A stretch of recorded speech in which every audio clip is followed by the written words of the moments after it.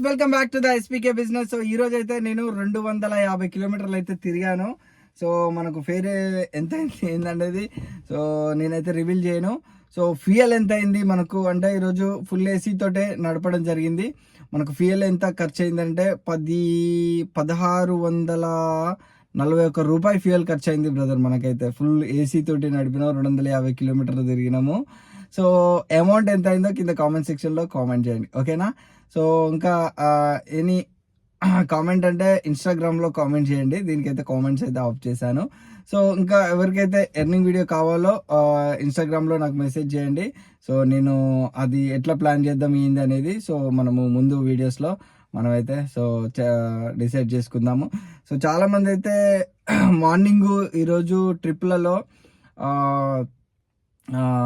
చాలా తక్కువ అమౌంట్ వచ్చింది. Morning trips. సో ఈరోజు సాటర్డేనో మరి ఏందో తెలియదు.